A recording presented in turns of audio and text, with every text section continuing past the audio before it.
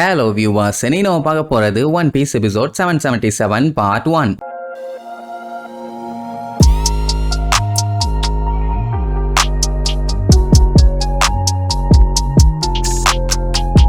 Open பண்ணா போன பாட்டுல அலபாஸ்டா கிங்டம்ல இருந்து கப்பல் ஒண்ணு சேல் பண்ணி போகுது. அந்த கப்பல்ல விவியும் போறா. சோ ஊர் மக்கள் எல்லாருமே சேர்ந்து நல்லபடியா போயிட்டு வாங்க பிரின்சஸ்ன்னு சந்தோஷமா அனுப்பி வைக்கிறாங்க. அவளுக்குமே ரொம்ப ஹாப்பி. ஏன்னா ரொம்ப நாளைக்கு அப்புறம் இப்பதான் கடல்ல சேல் பண்றக்காண்டி கிளம்புறா. அவளோட ஃப்ரெண்டு கோசாக்கெல்லாம் பார்க்கும்போது இப்பதான் அவளோட பைரட் ஸ்பிரிட்டே வெளியில வந்திருக்க மாதிரி ஒரு ஃபீலிங் இருக்காமா. ஏன்னா அவ்வளவு ஹாப்பி மூஞ்சில. அண்ட் அவனுக்கு தெரிஞ்சு அவ ஒரு நல்ல பிரின்சஸ். அலபாஸ்டா கிங்டம் நம்ம லூஃபி மட்டும் வரலன்னா இந்நேரத்துக்கு அந்தல சிந்தலையா இருக்கும். இதுல இன்னொரு மேட்டர் என்னன்னா விவி போற கப்பலுக்கு கூட பாதுகாப்பா மெரைன் கப்பல் ஒன்னு போகுது. அந்த கப்பலோட கேப்டன் நேவி ஹெட் குவார்டர்ஸோட ரியர் அட்மிரல் பிளாக் கேஜ் ஹினா. அட கேஜ் பெருசா உருவாக்குவாளே அவதான். இவளுக்கு என்ன வேலைன்னா இந்த நெஃபல்டரி ஃபேமிலிய சேஃப்டியா எந்த ஒரு பஞ்சாயத்தும் இல்லாம மரி ஜாய்ஸ்க்கு கொண்டு வந்து சேர்க்கணும். இடையில எந்த ஒரு பாடாவதி பன்னாட பையில வந்து டிஸ்டர்ப் பண்ணிடக்கூடாது. அவ்வளவுதான். இவ கூட தான் ஜாங்கோ ஃபுல் பாடி ரெண்டு பேரும் இருக்கானுங்க. இதுக்கு முன்னாடி அந்த ஜாங்கோ எல்லாம் பைரட் மாதிரி சுத்திட்டு இருந்தான். ஆனா இப்போ நேவில சேர்ந்து ஒழுக்கமா வேலை பார்த்துட்டு இருக்கான் போல. விவி மேல இருந்து என்ஜாய் பண்ணிட்டு இருப்பான். கீழ இருந்து அந்த ஈகாரம் கதறிட்டு இருப்பான்.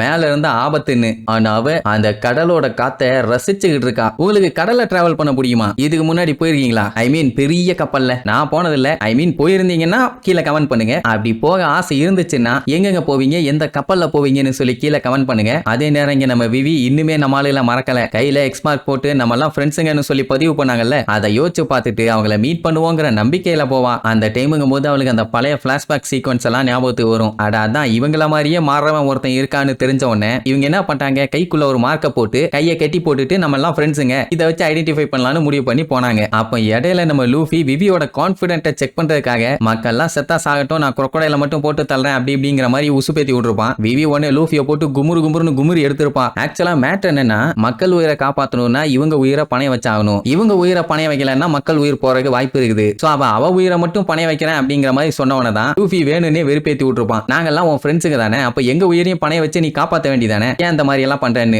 யாரோ இவங்க நமக்காண்டி ஹெல்ப் பண்ண வந்திருக்காங்க அப்படிங்கிற மாதிரி தான் நினைச்சிட்டு இருந்தா. பட் ஃப்ரெண்ட்ஸுங்க என்ன ஒண்ணு அவளுக்கே கஷ்டமா போயிடும். சே நம்ம மேல இவ்வளவு நம்பிக்கை வச்சிருக்காங்களான்னு. அதுக்கப்புறம் சண்டே ஆகி கடைசியில குரோக்கடைல் கட்டியே விவி போய் மாட்டிட்டா. ஏன்னா லூஃபி அந்த டைம் நெஞ்சோட வச்சு சுருகி பாலைவனத்துல தூக்கி போட்டு வந்திருப்பான். அவ்வளவுதான் அவளுக்கு நம்பிக்கையே போச்சு. இனிமேட்டெல்லாம் அரபாஸ்டாவை காப்பாற்ற முடியுமான்னு. ஏன்னா அவ்வளவு பெரிய பில்டிங்ல இருந்து மேல இருந்து கீழே தூக்கி போட்டுருவான். அப்பதான் லூஃபி என்ட்ரி கொடுத்து அவளை காப்பாத்தி நீ ஒன்னும் கவலைப்படாத உன்னால முடியும்னு உசுப்பேத்தி விட்டுருப்பான். அவளும் அந்த மணிக்கூண்டு மேல நின்னுகிட்டு காட்டு கத்திருப்பான். சண்டை போறத ஸ்டாப் பண்ணுங்க, நம்மள சூழ்ச்சி பண்ணிருக்காங்க, இதெல்லாம் குரோக்கடைலோட வேலைன்னு. அவ என்ன முக்குனாலும் யாருக்கும் கேட்கலன்னு வைங்க. அதுக்கப்புறம் தான் லூஃபிக்கும் குரோக்கடைலுக்கும் பயங்கரமான சண்டை. எப்படின்னா அண்டர் கிரவுண்ட்ல ஆரம்பிச்ச சண்டை அவனை அடிச்சு அப்படியே விண்வெளியே பறக்க விட்டுருப்பான். அப்படி ஒரு அடி. நம்ம பையன் அந்த டைம்ல ஸ்ட்ராங் தான். நான் கியர்ஸ் அதெல்லாம் யூஸ் பண்ண மாட்டான். அவனோட வீக்னஸ் வாட்டர்னு தெரிஞ்சு அது ஒன்ன வச்சு அவனை பொழந்து கட்டியிருக்கான்னா பாருங்க. அதை பார்த்தவன தான் லூஃபி சொன்னதை செஞ்சுட்டான்னு விவிக்கே ஒரு நம்பிக்கை வரும். அதுக்கப்புறம் கதறி கத்தி பார்த்தா முக்கி பார்த்தா முடங்கி பார்த்தா எவனுக்கும் கேட்கல. கடைசியா தொண்டையில ஸ்பீக்கர் ஆன் பண்ணி விட்ட மாதிரி எல்லாரும் சண்டையை நிப்பாட்டுங்க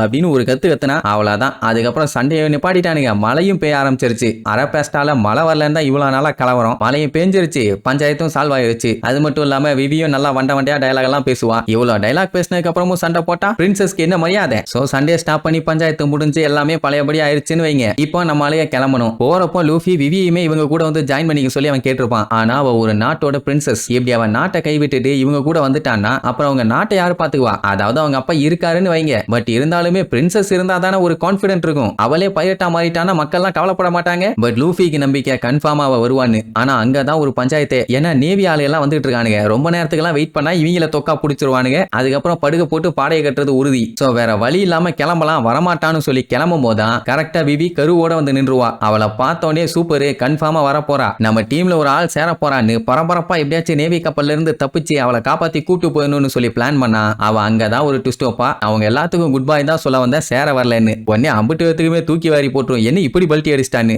ஆக்சுவலா அவளுக்குமே இவங்க கூட சேர்ந்து ஏகப்பட்ட கண்ட்ரிஸை எக்ஸ்ப்ளோர் பண்ணணும்னு தான் ஆசை. ஆனா அதுக்காக இவளோட கண்ட்ரியை விட்டுட்டு வர முடியாதே. சோ நீங்க போங்க, ஜாலியா என்ஜாய் பண்ணுங்க, நல்லா இருங்க அப்படின்னு அழுதுகிட்டே கொஞ்சம் ஃபீலிங்கோட தான் சொல்லுவா. ஏன்னா ஒருவேளை இந்த மாதிரி அவ பண்ணதுக்காக இனிமேட்டு நீ எங்க ஃப்ரெண்ட் இல்லைன்னு சொல்லிட்டாங்கன்னா அதனாலதான் அவளுக்கு கவலை. சோ நெக்ஸ்ட் டே மீட் பண்ணும்போது நீ ஒரு ஃப்ரெண்டா நீங்க ஏத்துக்குவீங்களா அப்படின்னு கதறி தேம்பி அழுதுகிட்டே கேட்கும் போது யாருமே ரிப்ளை பண்ண மாட்டாங்க. ஏன் அப்படின்னா பின்னாடி நேவி கப்பல் இருக்குது. இப்ப இவங்க ஏதாச்சும் விவி கிட்ட பேசினாங்கன்னா அப்ப அவளுக்கும் பைரட்ஸுக்கும் ஏதோ லிங்க் இருக்குன்னு அவளை தூக்கி ஜெயில போட்டு குமுறு குமுறி எடுத்துருவாங்க. அதனால என்ன பண்ணிட்டாங்க, எதுவும் பேசாம திரும்பி நின்னுக்குவாங்க. ஐயோ அப்ப நம்மள ஃப்ரெண்டா ஏத்துக்கல போல, நம்ம வரல என்ன கோவப்பட்டுட்டாங்க அப்படின்னு நினைச்சு அவ ரொம்பவுமே ஃபீல் பண்ணி அழுவா. சோ என்ன பண்றதுனே தெரியல. இப்ப எப்படியாச்சும் சொல்லி ஆகணுமே, ஆமா நீ எங்க ஃப்ரெண்டு தான். அதனால கையில போட்டிருந்தாங்களே எக்ஸ் மார்க், அந்த மார்க்கை காட்டுவாங்க. அது இருக்கிற வரைக்கும் நம்ம என்னைக்குமே ஃப்ரெண்ட்ஸ்னு சொல்லி தான் அந்த மார்க்கையே போட்டிருப்பாங்க. இப்ப அந்த மார்க்கை அத்தனை பேரும் காமிச்ச உடனே அவளுக்கு சந்தோஷம் தாங்க முடியல. சோ இந்த சிம்பிள் இருக்கிற வரைக்கும் நம்ம என்னைக்குமே ஃப்ரெண்ட்ஸுங்க தான் அப்படின்னு நம்ம ஆளுக சொல்லாம சொல்லிட்டாங்க.